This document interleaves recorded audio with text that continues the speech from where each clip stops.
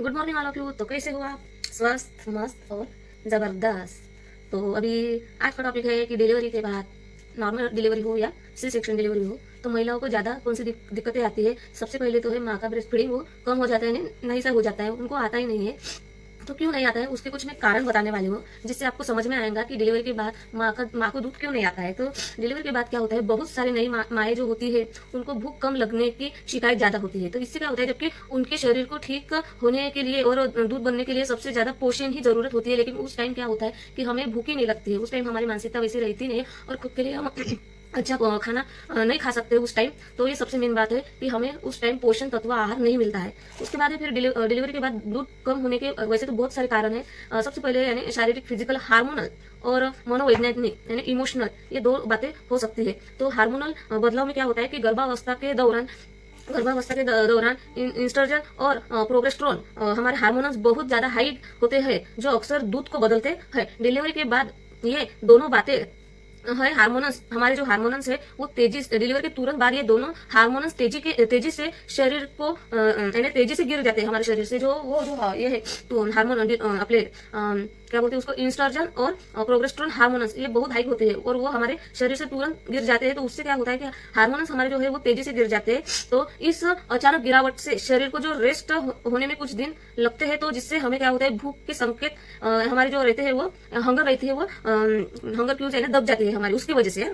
और है फिर स्ट्रेस हार्मोन यानी प्रेगनेंसी के दौरान क्या होता है कि हमें तुरंत ये होता है, तुरंत नहीं कि शरीर में स्ट्रेस और तनाव हार्मोन्स जैसे यानी कोलेस्ट्रॉल का लेवल हमारा बढ़ जाता है, जो आमतौर पर ये भी भूख को कम कर देता है।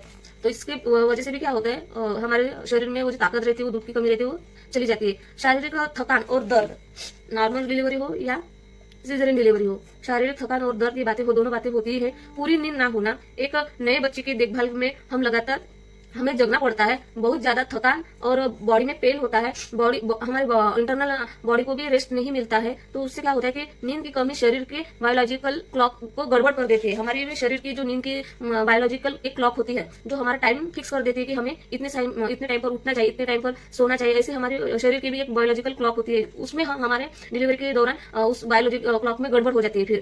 फिर जिसके कारण वो भी भूख हमारी इन्हांस कम हो जाती है, हमारी भूख लगने की।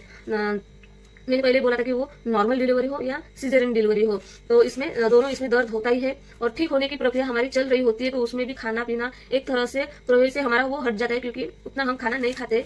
रिकवरी होने को हमें थोड़ा टाइम ही लगता है। Emotional and mental stress, emotional यानी जैसे कि जिम्मेदारी का हमें दबाव, एक नए बच्चे की अचानक और बड़ी जिम्मेदारी माँ को ज्यादा बहुत तनाव और चिंताजनक होती है।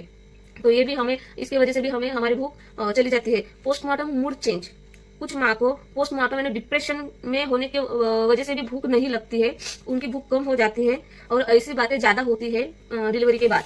फिर है हमारा दवाइयों का असर, यानी क्या सी सेक्शन हो या नॉर्मल डिलीवरी हो, उसके बाद हमें क्या देते हैं, दवाइयाँ देते हैं। वो हमें 2-3 टाइम हमारे बॉडी में वो चली जाती है। पेन दर्द यानी डिलीवरी के बाद, खासकर सी सेक्शन के बाद क्या होता है कि दर्द कम करने के लिए हमें कुछ दवाइयाँ प्रोवाइड करते हैं। तो जिनके कारण हमें क्या होता है, उन दवाइयों का साइड इफेक्ट होता है, जिससे हमें क्या होता है, अक्सर भूख कम लगती है अक्सर। तो कुछ माँ को कैसे होता है, फिर कब्ज यानी कॉन्स्टिपेशन की समस्या होती है, तो उससे भी हमें क्या लगता है कि पेट भरा भरा सा लगता है। तो उससे भी हमने क्या, फिर खाने को हमारा मन नहीं लगता है। और ऐसा यानी ऐसे बहुत सारे ऐसे कारण हैं जिसकी वजह से माँ को ब्रेस्ट फीडिंग नहीं होती है। तो आज का यही टॉपिक था कि डिलीवरी के बाद माँ को ये इन सारी बातों को ध्यान में देखकर हमें क्या करना चाहिए कि पहले से ही, जब हमारे पेट में बच्चा रहता है, पहले से हमें थोड़ा हरा भरा पोषक यानी शुद्ध सात्विक आहार, कुछ भी कार्बोहाइड्रेट खाना नहीं चाहिए, हमें सिर्फ पोषण युक्त ही खाना चाहिए। क्योंकि जब पोषण युक्त हम खाना खाएंगे तभी हमारे बच्चे को वो सभी पोषण तत्व मिलेंगे। नहीं तो हम प्रेगनेंसी में बर्गर खा रहे, पिज्जा खा रहे, उसमें कोल्ड ड्रिंक्स भी पी रहे हैं, शुगर का चाय भी पी रहे हैं, उसमें नूडल्स बोलो, जो कुछ चाइनीज का ये बोलो, ये सब चीजें हम खा रहे हैं और ज्यादा तेल ऑयली भी हम खा रहे हैं। तो उसमें क्या हो रहा है कि उसमें से कुछ भी पोषण तत्व हमारे बच्चे को नहीं मिलता है।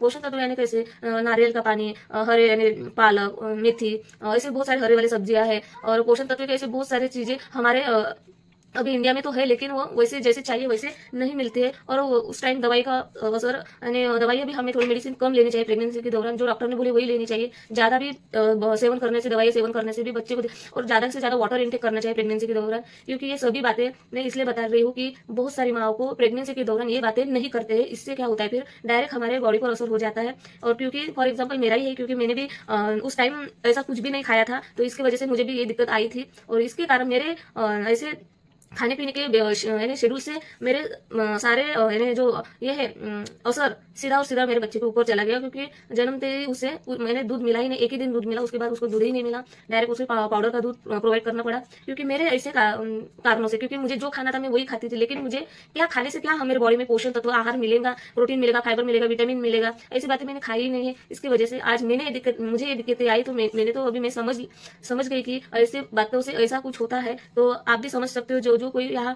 लेडी प्रेग्नेंट होगी, तो आपने वो सभी बातें अवॉइड करना चाहिए जिससे तुम्हें तुम्हारे बच्चे को कुछ भी प्रोटीन नहीं मिल रहा है। तो हमारे सेहत की पाठशाला में, मेरा ऑनलाइन हेल्थ क्लब है, हमारे सेहत की पाठशाला में भी बहुत सारे पोषण तत्व, आहार के बारे में आपको इन्फॉर्मेशन मिलने वाली है। अगर आप इंटरेस्टेड होगे, कुछ महिलाएं प्रेग्नेंट होगी और उनके बॉडी में अगर प्रोटीन युक्त पदार्थ चाहिए, तो 101% मैं आपको मदद करूंगी और आपकी वजह से आपका बच्चा भी हेल्दी तरीके से इस पृथ्वी पर आएगा। तो थैंक यू सो मच, मैं इतना ही कहना चाहती हूँ। और बाय बाय। तो आज का टॉपिक कैसा लगा तो मुझे कमेंट्स में जरूर बताना। तो thank you so much, bye bye.